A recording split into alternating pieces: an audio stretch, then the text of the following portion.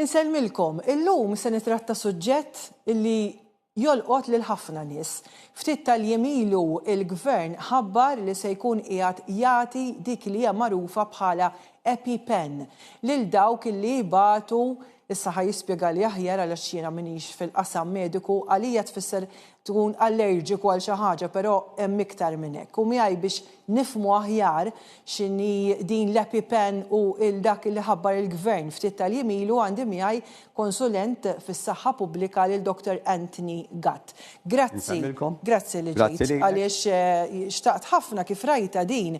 Jiena meta nara EpiPen niftakar f'diversi xeni fil-films meta xi ħadd jew ikollu pereżempju allerġija għan-nazz u taraħ jifga u mbagħad jiġi xi ħadd u ideffislek din l-EpiPen biex issalva jew tkun allerġiku għal affarijiet oħra. Però inti spjegajt li din mhux ma tistejjax biex allerġija. X'inhi dak li ħabbar il-gvern ftit tal-jemilu u kemm se taffettwa nies? Mela, kif qed tgħid tajjeb inti din il-mediċina se jiena mhux se nsemmi l-isem li semmejt inti, għam ħansemmi adrenaline auto-injectors. Ir-raġuni hija li dak huwa trade name u il-gvern se jkollu żewġ tipi ta' mediċini, però b'mod ġenerali se nispjegaw kif tintuża, eċetera, eċetera. Il-gvern se jkun qed jagħti jew jgħin 480 tfal sa' 16 sena, ġifier dawk b'dożi żgħar. U għandek l-adulti qed nikkalkulaw li probabbilment hemm bejn 1000 u 120 u jista' jkun hemm xi ftit iżjed. Qed ngħid probabbilment għax qegħdin fi stadju illi ma nafux eżatt kemm għandna nies illi għandhom bżonn l-adrenaline auto-injectors. U il-kalkoli qed nagħmluhom minn studji li saru barra minn Malta, ġifri mhux bil-fors huma ekstrapolati għal pajjiżna. Però l-ewwel ftit xhur, l-ewwel sena jew hekk, id-Dipartiment tal-Farmaċija u l-Ministeru tas-Saħħa se jkollhom ħajibnu viżibilità tajba ta' kemm se joħorġu mediċini. Kemm se joħorġu adrenaline auto-injectors. Mbagħad ikollna idea minn hawn ftit snin oħra ċara ta' kemm għandna bżonn. U da qed ngħidu għaliex anki fis-suq internazzjonali daw il-mediċini ma ssibhomx faċli, anke biex tixtri balk iva. U ġieli jiena inni fis-saħħa pubblika issa numru ta' snin u kemm inni fl-uffiċċju tal-tabib prinċipali tal-Gvern naf li kien hemm żewġ okkażjonijiet l-aħħar 11 sena fejn in-nies għax issa sissa kienu jixtruhom huma il-fissu Malti ma kienx hawn. Terġa' daqshekk aċċessibbli. Le mhix daqshekk aċċessibbli. U kien hemm problema għax ma kienx hawn għax kien hemm problema fis-suq internazzjonali. Sewwa. U meta beħsibu tibda tiġi skattata din l-għajnuna? Din ħadd biġi skattata immedjatament fis-sens illi issa m'għandniex database, pereżempju telfruħ u tgħidilna isma' John Borg Jehudi, Tony Gatt Jehudi, tifhem? Imma di se nibnuha din id-database issa. Allura l-proċedura ħadd timxi bħal kwalinkwe mediċina oħra meta daħħalna mediċini ġodda fil-formularju. Tajjeb, ikun hemm proċess illi wieħed isu. Tipo tal-POIC ġifieri. Li l-persuna tidħol fil-POIC, jiġifieri l-persuna li titgħamilu min ibati u jew juża dawn it-tip ta' mediċini. Irid imur għand it-tabib tiegħu. Jirreferi għand l-ispeċjalista ġewwa Mater Dei jekk huma tfal għandna żewġ speċjalisti ta' tfal huma speċjalisti fuq l-allerġiji u fejn jidħlu adulti jiġu referuti għand dak ngħidulhom respiratory physicians, jiġifieri l-ispeċjalisti tan-nifs u tal-pulmu. Issa xtaqt nieħu l-opportunità li nifhem aħjar għal xiex tintuża din il-mediċina. Ġifieri semmejt numru ta' tfal 480 u 1100 jew 1200 adulti. Tispjega li ftit? Mela, issa din hija mediċina li aħna bl-Ingliż nagħmluha life saving. Jiġifieri f'okkażjoni partikolari f'tip estrem ta' allerġija, Tajjeb, dak li għidula anafilexis jew anafilassija tgħidha bil-Malti. Mhix anafilassija u allerġija mhix l-istess ħaġa. Mela anafilassija hija l-estrem tajjeb tal-allerġija. Ġifieri jista' jkollok allerġija naqra ħak, naqra rax. Jew tatas, pereżempju.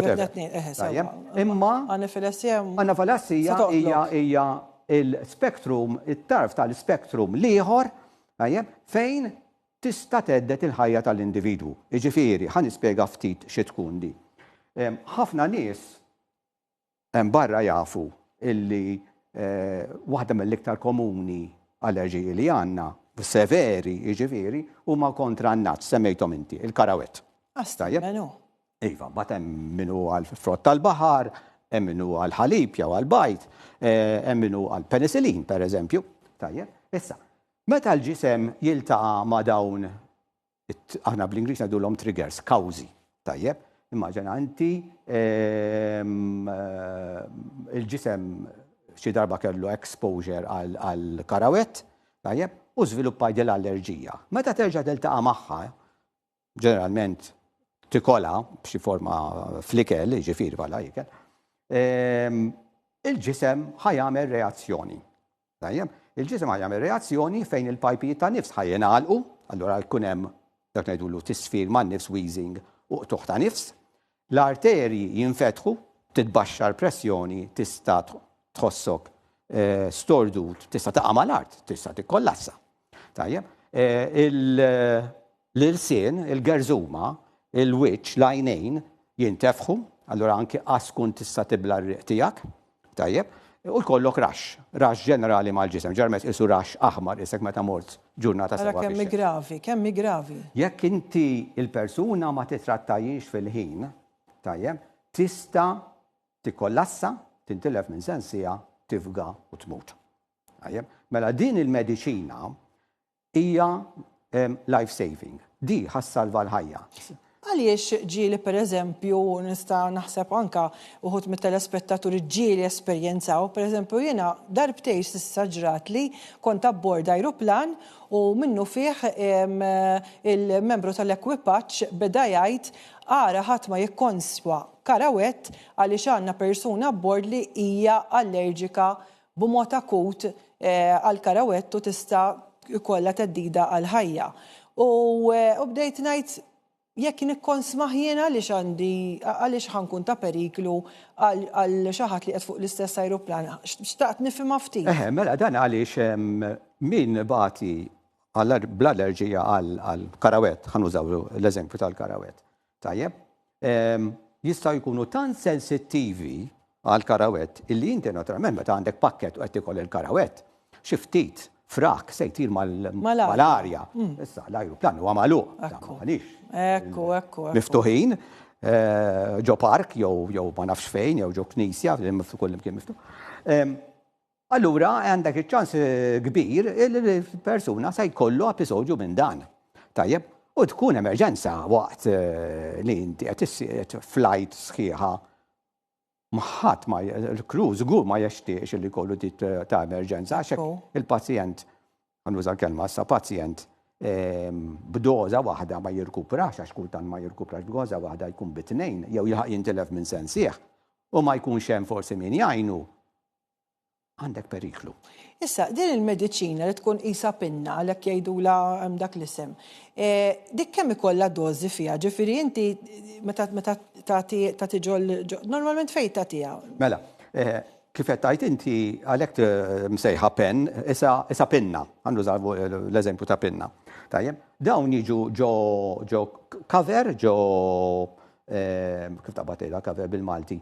Bżax cover. Ġo cover, tajjeb, illi tkun issa siġillata, inti jekk għandek bżonna toħroġa, tajjeb, u għandek fuq, għandek tapp. F'waħda minnhom, pereżempju, inti l-EpiPen semmejt tkun blu, fil-mediċina l-oħra, Jext, se tkun safra. Taqla t-tapp, tajjeb, u inti kull ma trid tagħmel tafasa fuq barra tal-koxxa. Fil-koxxa tagħtiha? Iva, fil-koxxa, tajjeb, ġifieri ħafna drabi l-individwi jużaw huma stess fuqhom innifushom għalhekk auto-injector. U jkollha waħda ġo fiha. U doża waħda. Doża waħda. Doża waħda. U inti qed li ġi kultant doża waħda mhux biżejjed. Issa, mela doża waħda inti meta tuża ħatafasa mal-koxxa u tħatisma' klikk. Faqqatura. Kun niżlet id-doża. Dik tfisser li l-labra niżlet ġol koxxa u inti ħattija minn ġol ħwejjeġ. Tajjeb, mhux b'xalfejn toqgħod niża il-ħwejjeġ. Tajjeb, jekk il-persuna mbagħad ma jirkuprax b'waħda jista' jew min qed jassisti. Jieħu t-tieni waħda. Jagħti t-tieni waħda. Dejjem bl-istess mod. Interessanti ħafna. U din tintuża darba, ġifieri ma tistax la darba użajta, ma tistax terġa' tintuża l-adrenalina, l-mediċina li jkollha tkun spiċċat. Interessanti. U aħna semmejna l-karawet. Li ma huwa l-aktar li tkun Malta jgħidu li jkunu komuni allerġiċi għal xiex in-nies? Ħafna l-iktar nies huma karawet fil-fatt. Interessanti. Għandek numru ta' nies li huma għal frott tal-baħar, shellfish. Tajjeb. Għandek hemm min ukoll għandu allerġiku u jista' jiżviluppa daw it-tip ta' reazzjonijiet għal gdim tan-naħal. Ara. Jew inkella il-wasps, jew inkella il-hornets illi qed isiru komuni. Jifieri il-hornets perikolużi. Perikolużi m'għandekx anki persuna ma jbatix minn dik biċċa xogħol, m'għandux imisshom għax ta' deddida. Dawn huma l-iktar, u mbagħad għandek numru ta' nies kif semmejna mediċini, pereżempju painkillers, għandek penicillin, ħafna drabi li jkunu allerġiċi għalihom. U mbagħad hemm min huwa allerġiċu għall-ħalib, għall-bajt, jiġifieri. Naturalment l-aktar ħaġa importanti daw in-nies hija li jipprevenu li jiltaqgħu ma' daw il-prodotti.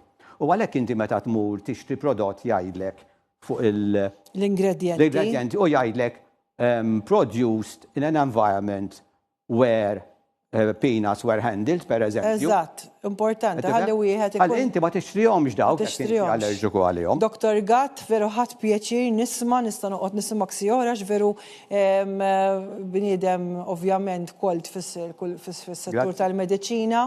Grazzi tas-servizz tiegħek. Dak kien Dr. Anthony Gatt, konsulent fis-saħħa pubblika. Grazzi illi kontu magħna.